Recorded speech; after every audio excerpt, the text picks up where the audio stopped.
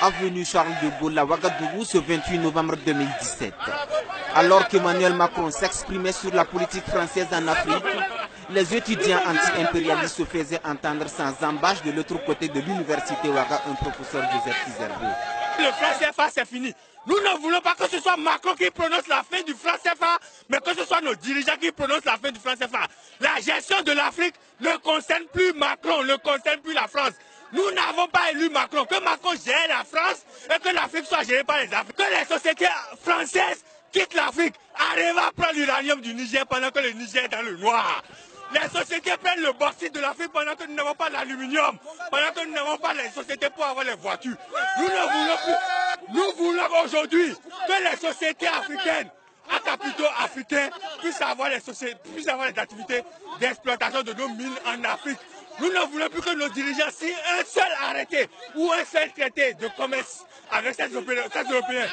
Nous ne voulons plus aller en émigration, nous ne voulons plus aller en esclavage en Libye. Nous voulons des emplois chez nous ici, avec des sociétés dont les revenus vont rester en Afrique, dont les profits vont rester en Afrique. À bas la France, à bas les... Des manifestants aussi bien nombreux que diversifiés, eux, décrivent l'inaccessibilité du campus. Ils ont été interdits par les forces de l'ordre, de quoi accentuer la colère des étudiants. Ils ont fermé les écoles à cause de Macron. Ils ont fermé des boutiques à cause de Macron. Pourquoi? Notre système éducatif là a plus de valeur par rapport à Macron. Macron, quand nos dirigeants partent en Afrique, là, ils sont en Europe, pratiquement en France, ils sont mal accueillis. L'exemple, c'est clair. Quand Roch est parti en France, c'est l'ambassadeur qui vit au Burkina qui est parti accueillir Roch en France. Pour s'adresser à qui? C'est pour laisser les étudiants, non? Mais pourquoi on nous recale ici pour qu'on n'ait pas accès? Il est venu pour nous adresser. Pourquoi on nous maintient ici? On veut rentrer dans le campus. L'université est assez grande pour accueillir des millions d'étudiants. Lors de leur dernier sommet, qu'est-ce que Macron a dit des Africains? L'Afrique a un problème civilisationnel. Aujourd'hui, on l'accueille au Burkina Faso parce que nous avons un problème civilisationnel. Effectivement, nous l'avons. Non, nous n'avons pas de leçons à prendre de Macron. Non, nous n'avons pas besoin de Macron. Nous n'avons pas besoin de régimes encore impérialistes. Et c'est le début d'un bras de fer entre eux et les policiers.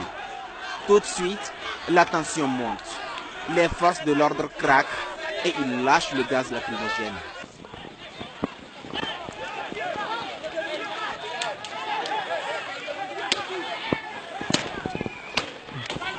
Après la dispersion, les manifestants tentent de riposter. Les FDS sont parfois lapidés, les routes sont barricadées et des objets brûlés sur les bitumes en riposte. Grâce à l'armada de moyens déployés pour contrecarrer tout débordement, les manifestants ont pu être repoussés. Mais ils maintiennent la pression tout autour de l'université pendant que le président français s'adressait aux autres étudiants. Un événement qui a également occasionné la fermeture des commerces dans les environs du campus, où les contestations anti-impérialistes gagnaient en ampleur depuis 2 jours.